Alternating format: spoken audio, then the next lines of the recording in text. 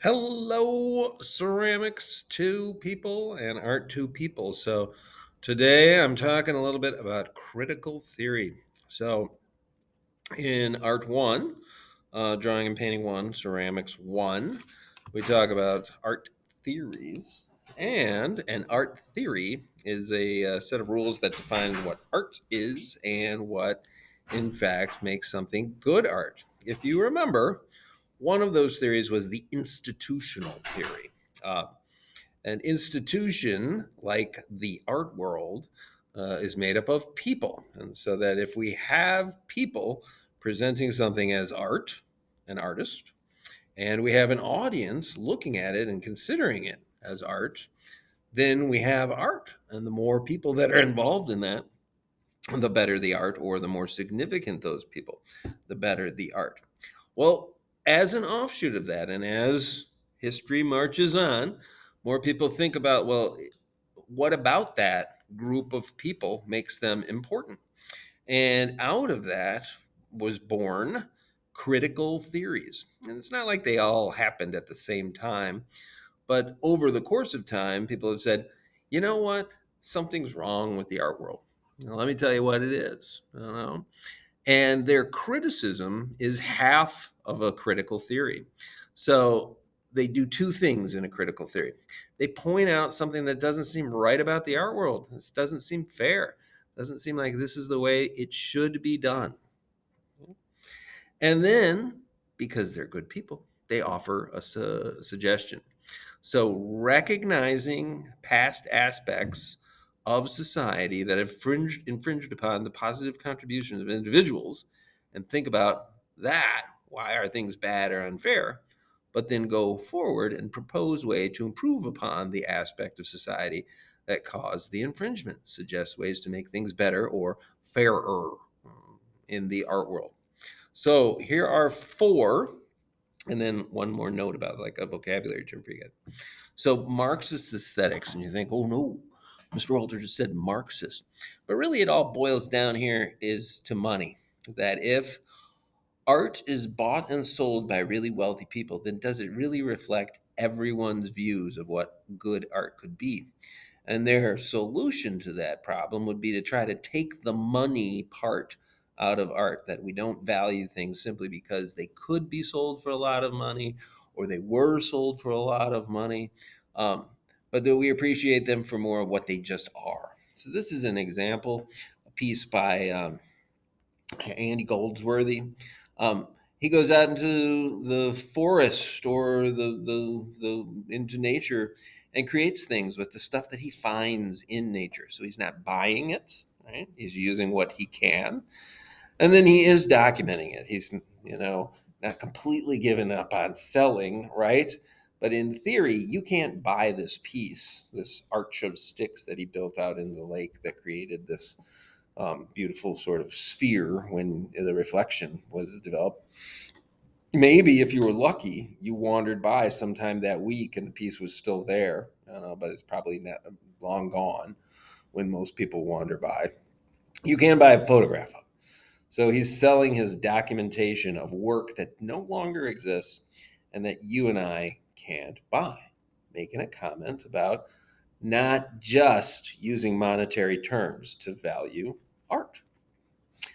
Another example of a criticism of the art world that became a, a theory and a new aesthetic would be feminist aesthetics.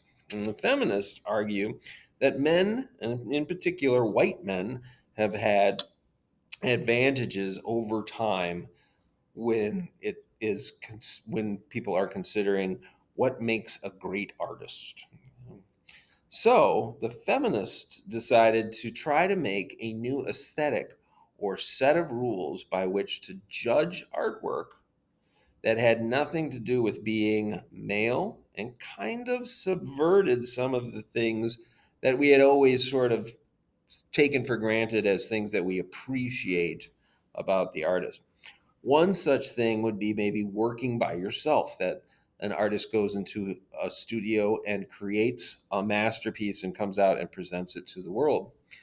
A group of women created this piece, which is called The Dinner Party, which interestingly enough, we attribute to Miriam Shapiro and Judy Chicago, but it was made by a team of women as a new way of working, thinking about collaboration as something that women could do and that would be different than the way we've always thought about making art. So they challenged many of the things that we consider to be important to art making over the course of history that resulted in art history books that were full of artwork that was made by white men, um, and developed pieces like this, which is really a quite interesting piece. It's a mythical gathering of significant women throughout history, who have made contributions to the art world or will continue to make contributions to the art world. So you see, it's like a dinner table in the shape of a triangle, and each one of those plates was designed specifically for somebody who would be invited to that party. Even the idea of thinking of a dinner party as a work of art, like we organize parties all the time, but maybe we don't think of them as art, that was progressive at the time.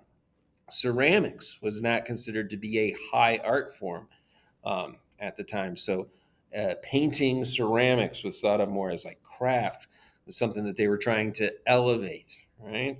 Um, and then, in addition to the 13 people on each side of the table, you can see it's on a bed of tiles. And those bed of tiles included 999 other names of famous women or important women who didn't quite make that first dinner party invitation list, but certainly were supporting these very important women. And just one last note, even thinking about it, like the idea of setting a table might be art to someone. There again, we're looking at something that we didn't always consider art and looking at it with fresh vision because the feminists are asking us to challenge our own conceptions of what good art is.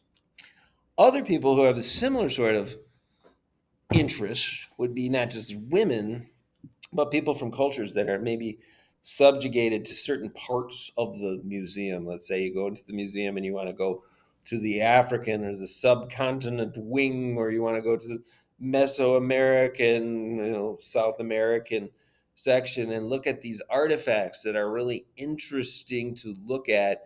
And we talk about them in terms that we would apply to art objects that were made to be art objects. There are people who say, you're really not understanding the piece because that mask or that outfit or those moccasins were designed for something specific.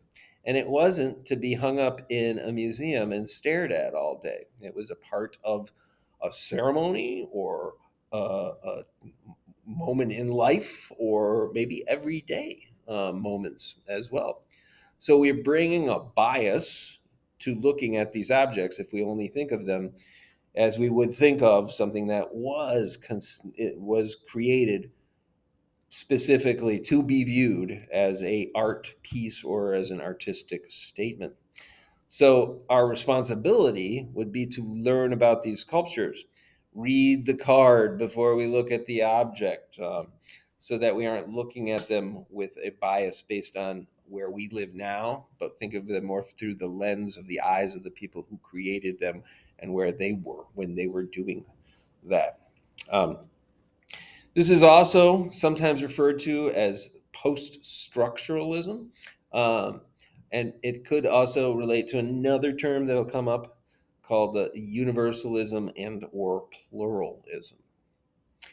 Finally, we have postmodernism. And in order to understand postmodernism, we have to talk a little bit about modernism. So, modernism was this belief that carried well into the 20th century that history and everything that was happening was progress. So, we were moving towards a better way of life, utopia. That meant that we needed change to get better. So we always looked for new things and revered those things that were new because if they were new, they were probably leading us towards something better than what we had before. And there are lots of examples of how this theory was very convincing to a lot of people for a lot of the time, and still is for people, a lot of the time, right? Um, Medicine's better. Technology keeps getting better. And with that comes some of the other things, like life expectancy might get longer, which makes medical bills higher. Or technology gets better, so does weaponry, and weaponry doesn't always lead to fantastic outcomes. So while we might say that there's a lot of good happening with change, and looking at the new is important, we might also say that there's some bad things that happen with change and the new. So postmodernists think that history is not necessarily always progress, it's just written by winners, okay, and therefore holds some kind of a bias, right? Um, and that if we really want to make certain that the change that we're looking for is the change that we want, and this is a personal thing, it can't necessarily be a universal thing, then we kind of need to redefine history. And by doing so, we'll be questioning some of the things that we valued before in order to understand what new is good and what new is not necessarily always good. So here's an example, and there are many, but to kind of simplify things, around the 1940s, one of the most important um, kinds of painting that was out there is called abstract expressionism. So on the left, we would have a modernist painting, and people hadn't seen anything like this before. It was drips of paint by Jackson Pollock on a canvas, painting for the sake of painting, devoid of subject matter. Just the pure act of creation as being important. And they're really good abstract expressionist paintings out there. People love. But some people are like, really? Like that's it? I don't get it. I haven't studied painting all my life. And they should. But their point was, how do I know a good one of these from a bad one of these? Pop artists came along and said, here, let me show you what I like to look at. Soup Cans by Andy Warhol, right? People are like, oh, that looks just like a soup can. But in a way, what we're doing is we're going backwards in time to a time where the context or the subject matter, something being recognizable, perhaps telling a story, making a comment, becomes the new thing. Even though it's not really new, it was there before it was rejected by people like Jackson Pollock, who did the modernist painting on the left. So we're re-examining history, saying, was this that bad? Was rejecting the subject matter, the recognizable subject matter, the right move when we started looking at abstract expressionist paintings? Maybe not. Now it's done in many, many ways. One of the first ways that we've seen it pop up is in architecture. On the left, there you have the Guggenheim, which is a museum where everything's about being a museum, right? It's like minimal. It's a spiral. You go up to the top floor and you walk down the spiral, and the galleries unfold around you. It's, by the way, one of my favorite experiences ever, walking down, seeing all these fantastic paintings, modernist paintings, but that's just me. Anyway, it is all about form following function. Postmodern architecture said, well, if one style's good, why don't we throw a whole bunch of styles together so we get this kind of an image where we've got things that look Egyptian, things that look Greek, things that look like they were minimalist made during the 70s or brutalist all slammed together. I forget the name of that building. I'll have to look that up and tell you guys in class. But anyway, two examples of modernism and postmodernism. So postmodernism challenges modernism and asks us to look at our values and re-examine things. The last thing I want to talk about, universalism and pluralism. And this is terms that you might hear thrown out. And I think if we were going to have a conversation, we'd be talking about like whether we're one or the other, more one or the other. But a universalist believes that the art world, is defined in part by themselves. Like they are going to walk into the gallery. They're going to find that painting on the wall that they like. They're going to go over and look at that painting. And then, if they have time for it, they're going to read the card next to the painting. They don't care who made the painting, where it came from. They define it for themselves, and then they'll learn more about it, but after they've already made a determination about what they're choosing to look at. The pluralist walks into that same gallery, goes right or left, looks at the card, then, after reading about it, looks at the painting and decides if that's a good painting or not based on what they already read about the painting. Not what they want to see, but what they know now they're supposed to be looking for. So, in some ways, I think we all probably should aspire to be pluralists, but I think in some ways we might all have a little bit of universal in us too. So, there's a little bit about critical theory. There's more, of course, in the next level, 3. We could talk more about standards of beauty and ways of um, deriving meaning from works. But for this class, we'll stop there. All right. Thanks for listening.